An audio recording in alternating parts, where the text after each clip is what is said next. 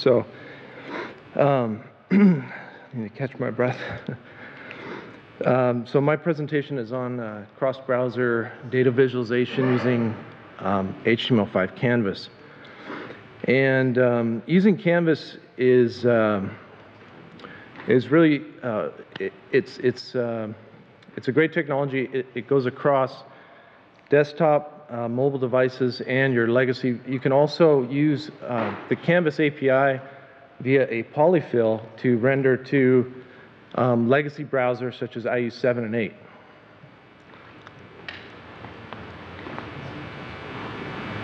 So we have all these new tools in HTML5 to create a more expressive web. All of these tools, they have various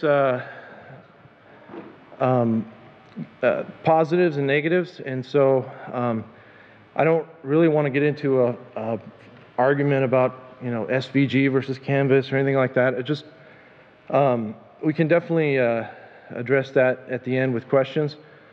But use the right tool for the right job, and so this Canvas is going to talk about, this talk is going to be about what's the right job for Canvas. So let's look at Canvas's history. So Canvas was developed by Apple in 2004, and it was targeted at their macOS dashboard widgets to be able to create interactive widgets. And so they put that forth to the What-Wig committee, and it was put forth as a recommendation for a proposed standard, and it's now a candidate recommendation. It's actually quite standardized already, de facto in all the modern browsers. And the working committee includes Google, Microsoft, and Adobe. So let's look at how to jumpstart getting into Canvas, and how can we get a quick effective use of Canvas. So one way to jumpstart your Canvas is to use these plugins. AI to Canvas is a plugin which it's been around for actually 2 or 3 years now by Mike Swanson. He published a little plugin you add into Illustrator so you can take vector artwork and output that to Canvas. So if you haven't checked it out, it's really a nice way to explore what Canvas's limitations are and to get some code to start working with. What it does is it actually renders out the Canvas as static content, right? Because in Illustrator, you're just working with vector artwork. So artwork is just static. So it renders it out as static artwork.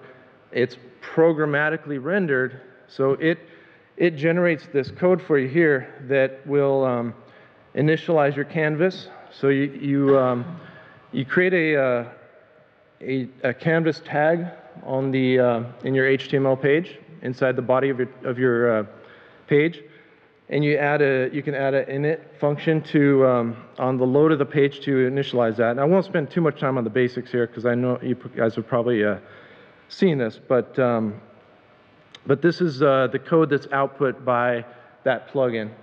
And this is a bit problematic because we have all of these specific coordinates specified.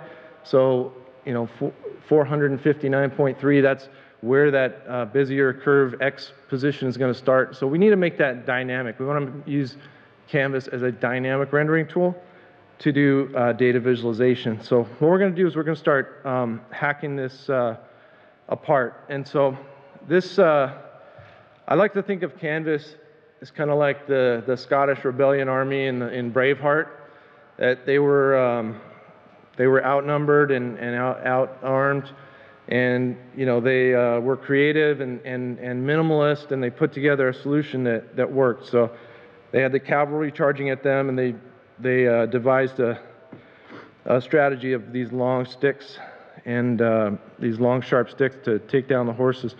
So anyway, Canvas is revolutionary. A lot of HTML5 is evolutionary. It's backward compatible. It's all that stuff. In a lot of ways, Canvas is revolutionary. There's not the closest equivalent in our existing web ecosystem is Flash, really. And the Canvas it doesn't have all that ecosystem. It doesn't have all the baggage of Flash. But it's very simple. It adds a single DOM element to your HTML API as far as the tags, and that defines the area that you can programmatically define bitmap content. It's very powerful. It has an extensive low-level JavaScript API for programming graphics, and so you can render onto that rectangular bitmap area defined by your Canvas tag. It's minimal, so it doesn't even include a scene graph. So anything you draw onto the canvas, you draw a curve or a rectangle or any kind of information is completely lost once you draw it. So it's just bitmap data. And it's primitive because, I say it's primitive because the community and the tools aren't really developed. But that's changing, and I'll show you some of the tools that are out there that make it really something workable. And all of these previous 4 characteristics really combine together to make something that's really truly innovative, because it's got surprising efficiency in the way that it renders out into that bitmap data. And once you have bitmap data, once you just think of the canvas as just a single bitmap, you can scroll that thing, you can copy it, you can do a lot of things with it that if you ever saw Flash running on an Android device, when they did support that in the browser, right? And you scroll the page, if it had some Flash in it, would be real jumpy because it would be re-rendering it. Well, Canvas doesn't have that problem because everything gets rendered into bitmap data, and so you can move it, and then in addition, the GPU can then do a lot of those operations for you, so compositing and scrolling and all this stuff. Okay, so let's make this canvas dynamic. We've gotten some code from our AI to Canvas plugin, and what we're going to do is we're going to start coding in here. And so the same kind of commands that we had, we're going to now plug in variables for those. So rather than just having predefined coordinates in there, I'm going to base this off of an X and Y coordinate, or any kind of variables you need. So here I'm going to be generating a pie chart, and I hope you all like pie charts because it's all about pie charts. But but it's really about how to construct dynamic data visualizations, and so you can do anything with it. You can do a lot of really sophisticated stuff with this, but I'll go through the various concepts. So here you've got some commands to begin a path, and so with a path you can draw any kind of lines and curves using these different commands. And so once you have your code that you're rendering with, you can now take the first steps towards animating the canvas and doing data visualization. So with Canvas, as I mentioned, as soon as you draw, it's what you drew is now in the canvas, and it has no record of that. So it doesn't have what's called a scene graph. It doesn't maintain the objects like SVG does. And so in order to animate Canvas, you actually do have to erase and draw and then repeat as many times you need to animate it. So you can use set interval and set timeout and these kind of things, and to continue to erase and draw the canvas. And the browser, the most recent browsers include a function called request animation frame that it works, and it's intended to be able to do some of the things that the browsers need to do to optimize the rendering. But it doesn't work in older browsers. So what this talk is about is how do we do all this with Canvas, do data visualization with animation, but support legacy browsers all the way back to IE7, right? So we want to make sure that if we're using that request animation frame, that we use a shim solution for supporting older browsers. So here we have some code that's using a set interval function, and every 30 milliseconds it's going to call to erase and redraw this canvas. This is the alternative approach with the request animation frame. Obviously, there's some browser-specific things in there about, with WebKit, Mozilla, and then obviously the fallback in case of older browsers that don't have that request animation frame. And so you would create a function like that anim loop function that would continue to call the redraw and erase functions as you need to animate. And I'm just going to mention one thing that as you start to develop and use these concepts, you're going to want to start to separate the model that contains the variables that you're controlling from the rendering logic.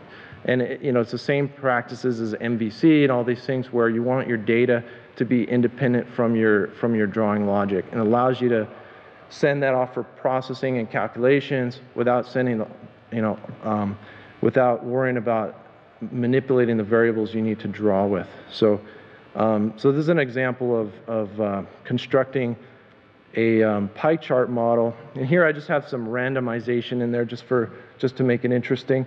But the values attribute is going to contain the data. It's just going to be some random numbers. The total it's being added up there in the total field. The center X and Y controls where on the canvas the pie chart is going to be rendered. And the radius is a random number between 100 and 150. And then I added a little thing called fold, which is going to allow me to unfold the pie chart.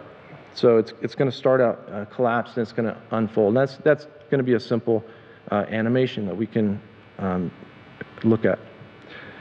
So how do we animate the canvas? So there's a library, like I said, that ecosystem is just starting to be developed for Canvas. And Create.js is a great library for building rich interactive experiences with Canvas. The cool thing about Create.js that I really love is it not only can manipulate Canvas, but it can also manipulate DOM elements as well, and it can integrate those DOM elements with the canvas. So one of the things I didn't mention is that, which you guys may have guessed already, that because Canvas renders just simply to bitmap data, it's not SEO friendly, has some of the same problems as Flash as far as the content within it is lost. Okay, so you have to do either your own thing separate for the search engines, just like you had to do with Flash, or what you can do is like if you want text to be indexable and selectable by the user, Create.js can actually latch onto a DOM element and move it around and animate it with everything else. So that allows you to have a piece of text that a user might want to select and copy and have that native capability. And Create.js is sponsored by Adobe and Microsoft and AOL. And just to give you an idea, Adobe's done a lot of integration with Create.js already in their Flash and I guess their Flash tool. And there's another tool that allows you to get path data out of Illustrator that works with Easel. So so that's the confusing part is with the naming. That Create.js is actually an umbrella brand name over these various libraries. And it's an umbrella over EaselJS, which adds the display list or scene graph to Canvas. It adds interaction so you can actually track mouse click events. And it also has a lot of helper classes and functions that make working with Canvas much easier. Another one of the libraries within Create.js is TweenJS. And this library allows you to do tweening and animation within the elements. So any of the display list objects and properties, you can then change that. So if you have an alpha property, you want to fade in something, you would put a tween on that to tween alpha from 0 to 1, and that would fade it in. it also, some other libraries, I personally haven't had experience with these, but they also have libraries for working with sound and preloading assets. So let's look first at TweenJS. It's the simpler of the two between EaselJS and TweenJS. And let's look at how to apply an ease function like bounce to give some little bit of creativity to our pie chart. And you can do a lot of tweens where you can run them asynchronously, you can chain them together, you can do all kinds of stuff with let's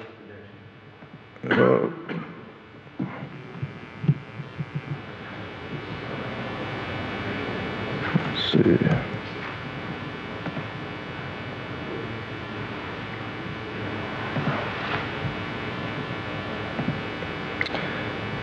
All right, so let me show.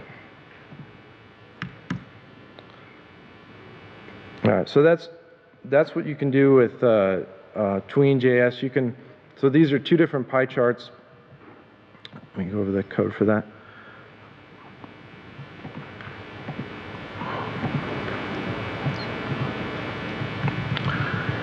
So here I have, you see that okay? Okay. Here I have two different pie charts and two different tweens that I'm creating. So I have pie chart and pie chart 2.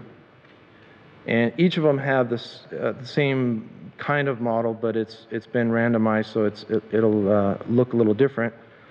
And then, so on the first one, I'm controlling the fold function, or the fold attribute, which starts out as 0, and I'm tweening it to 1. And I'm saying do that over a 2-second period, so these are all in milliseconds. And this is where you can plug in an ease function to control how this value is going to get tweened. On this first one, I have a wait of 3 seconds, and then I fold it back in here over 2 seconds, and I power it in. So pow out and pow in gives you that kind of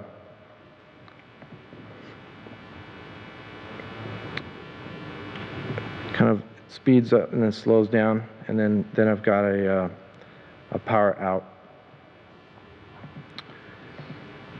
And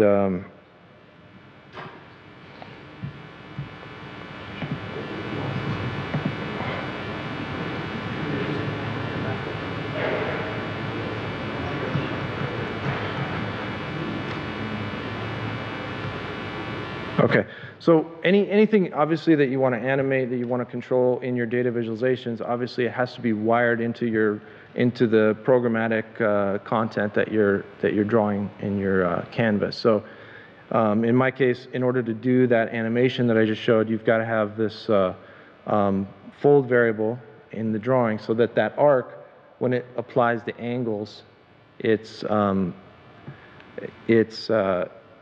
the fold function is 0, so it's going to 0 out, it's going to collapse those angles, and then as it goes to 1, it's going to expand those out. So it's obviously it's specific to the problem that you're trying to do, but what I'm trying to say here is TweenJS is not going to do any magic for you. You've got to design these animations and wire up your graphics the way you need them to be. So let's look at how we can add this scene graph to Canvas using EaselJS, the other part of Create.js. So instead of creating the canvas ourselves, we just use Easel to reference the canvas. You can reference it by name or by a reference to the DOM element. So here we're passing it the ID of the canvas, and we're getting a reference to what's called a stage. So another thing to know about the Create.js API, specifically Easel, is it's meant to be very, the API is very similar to Flash. So if you're used to working with Flash, it'll be very easy to work with EaselJS. And a lot of the convenience functions actually map over to Flash really, really nicely. So this is how you would work with the components in EaselJS. That once you have the stage, you can create shapes, and you can then add those to the stage. So you can add as many different objects as you want. It adds a little bit of overhead, so you don't want to make a shape or a container for everything. You got to be careful about adding too much to the scene graph, because each thing that you add obviously adds additional processing to render those out. So I have a function that creates the pie chart. I pass in the stage and my model, and I instantiate a graphics class. So the graphics class in Create.js gives you access to a large API, exactly the API that I was just mentioning, where you can use these commands to draw curves, rectangles, do fill and stroke, and apply all kinds of graphical effects. So there's way too much to go over. The amount of power that's in Canvas itself is really tremendous, the graphical capabilities that it adds into the browser. And you really have to explore for yourself. There's so much you can do with it. So with Easel, the animation works by having this tick function. And so it will call the tick function with a certain frames per second and allow you to re-render your components. And so this is where I have the objects already created, and now I just need to call draw. And so I have these draw routines that which is similar to what I showed earlier, which is doing all the Canvas drawing commands. Well, it's erasing and redrawing, and it's doing that right here in the tick function. And so that ticker is what manages the frame rate of your rendering. So one of the other things that Canvas doesn't come out of the box with, it's kind of, there are some things that are being worked out in the spec for adding this, but it doesn't come with interactivity. So with SVG, each of the different elements is an element in the DOM. So if you put a shape, a path, or a rectangle into the SVG, that exists in the DOM as a tag, right? So you can attach listeners to it for click events or any kind of interactivity and respond to those. Canvas is not like that. Canvas is bitmap data, so you just like any bitmap, it doesn't know that there's a circle on your image. So there is some work being done on the like adding hit areas basically, and that's leveraged in EaselJS. But EaselJS actually adds that capability to track the interactivity of the objects that you've added. So it's managing your scene graph, keeping track of all those objects that you've declared as shapes, and then it's also managing whether there's been any interactivity with those, and you can add event listeners to that. So here you can see I'm creating the pie chart, and I'm simply adding an event listener onto that. And so I'm going to display the total that's in the model. Let me go to my code again here.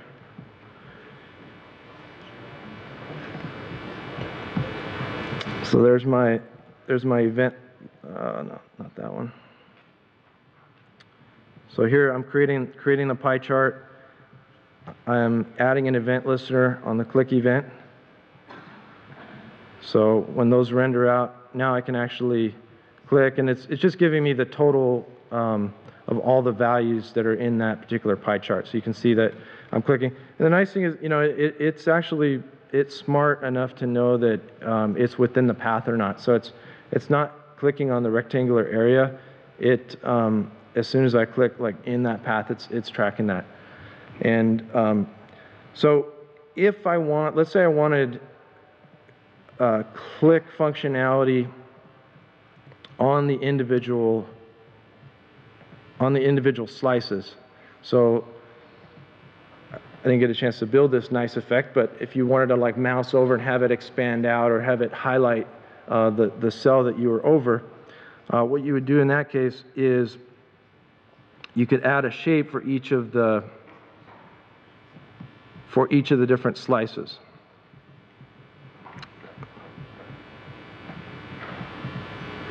So in this case here, for each slice, I'm generating a shape, and I'm adding an event listener onto that shape, and then I'm adding it to the pie chart as a child.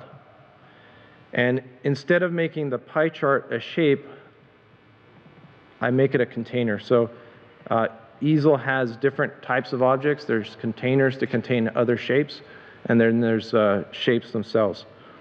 And the shapes are what have those graphics capabilities. Some of the things that you can see here I'm doing is I'm setting, like I can set an alpha to give it a slight transparency. So you'll see on this one, oh, I forgot to overlay. Let me move it so they're overlaid a little bit.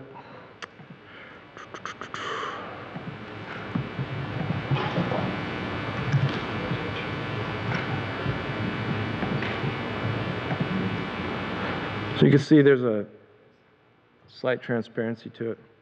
And then if I, hello. Well, it was working before. I'm not sure what I did wrong. But yeah, you would be able to actually track the events, the click events on those particular shapes. Let me just check it real quick here.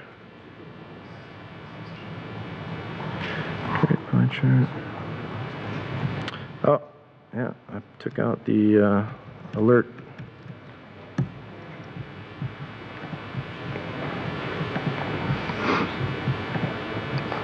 So there I clicked on the slice number 26. And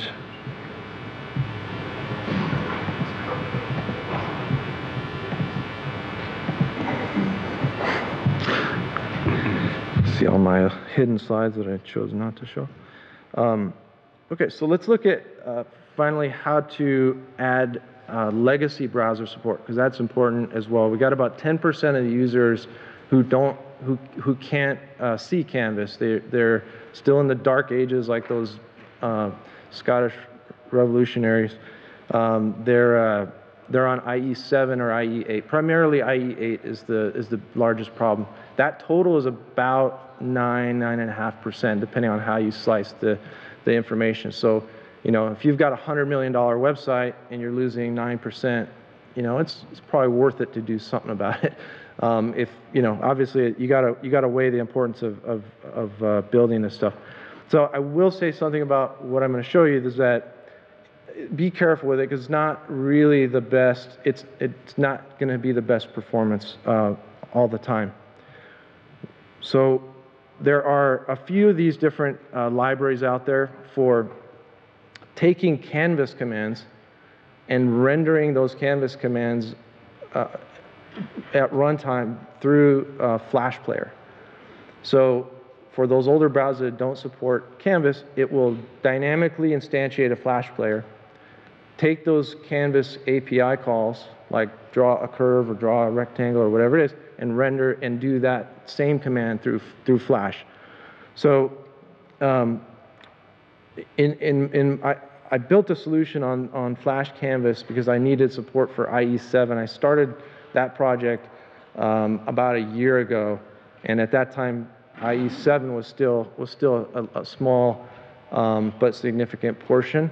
And so we chose this FlashCanvas library. There are other libraries that work better with Create.js, like EaselFL. If you don't need IE7 support, I would recommend looking at that. I haven't tested it myself, but it is referenced on the Create.js website, and it seems like it's a much more integrated solution with the way Create.js works. The other caveat to FlashCanvas is that it requires some hacking if you want to use it with Create.js. So, and Create.js is not doesn't work for IE7. So anyway, so there's some hacking that you need to do if you want to make it all work together. And it wasn't the most difficult thing, but it's not trivial either. So let me just show you our wonderful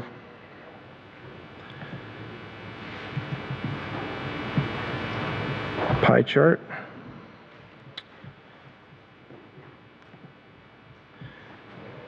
In IE7 and 8. So, okay. So here is the FlashCanvas API. It may be hard to see there. All you do is simply add FlashCanvas.js as a reference, and you surround that with the conditional inclusion tag there to include that script. And if it does get included, what it'll do is it'll find any canvas elements that are in the DOM, and it will dynamically insert a Flash player into the canvas element, and then any subsequent API calls to Canvas to render those, it will render them to the Flash player. So it's pretty cool. It works. It's not too bad. So this is, okay, so this is IE10,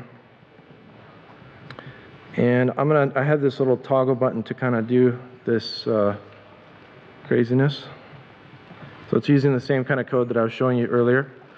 And what I can do then is I can switch it to IE7 browser mode. And you can see that's rendering, and that's actually, for whatever reason, I can't right-click on it, but that's actually rendering through Flash Player. So you can see the performance is decent. If you get crazy with it, it's not, don't try to build a game with this, but it does the job. And just to show you what the DOM looks like here. So we've got this canvas element, and then there's the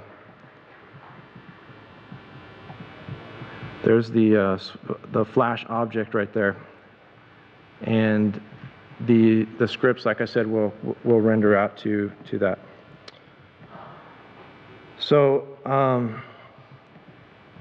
that is all I had for today.